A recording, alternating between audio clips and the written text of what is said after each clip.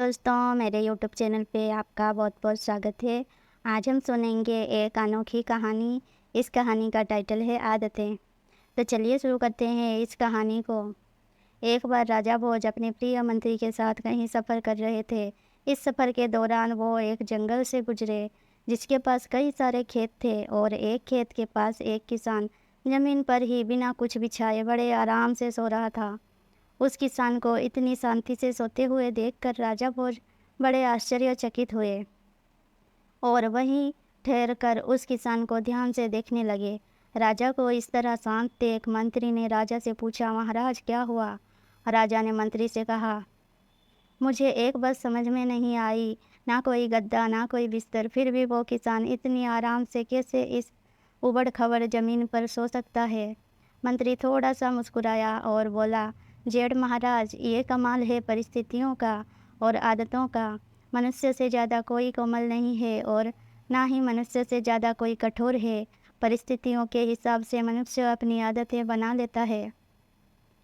मंत्री की बात राजा को ठीक से समझ में नहीं आई, इसलिए मंत्री ने कहा कि अगर ऐसा है तो इस किसान की परीक्षा ले लेते हैं।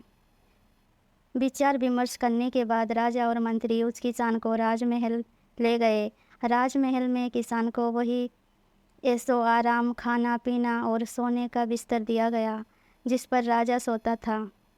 थोड़े ही दिनों में किसान की आदतें पूरी तरह बदल गई और वो उस राजसी ठाट बाट का आदी हो गया। आखिरकार उसके परीक्षा का दिन भी आ गया। मंत्री ने उसके सोने के बिस्तर में कुछ सूखे पत्ते और तिनके चुपके से डाल दिए। किसान जब उस बिस्तर पर सोने गया तो राजा और मंत्री चुपके से उस पर नज़र रखने लगे।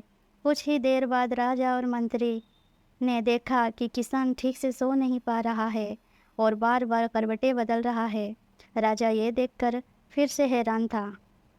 मंत्री ने राजा से कहा, देखिए महाराज, मैं यही आपको समझाना चाहता था कि जो किसान पहले मिट्टी कंकड़ पर बड़े आराम से सो जाया करता था, अब उसकी आदतें बदलने के बाद उसे सूखे पत्ते और तिनके भी सोने नहीं दे रहे हैं। दोस्तों, ये कहानी हमें एक बहुमूल्य सीख देती है कि जीवन में चाहे जैसी परिस्थितियाँ आ जाए, हमें उनसे लड़ते रहना चाहिए, क्योंकि मनुष्य का स्वभाव ही ऐसा है कि वो हर परिस्थिति के अनुसार अपने आप को ढाल सकता है और बुरे से बुरा समय भी बड़े आसानी से निकाल सकता है। धन्यवाद।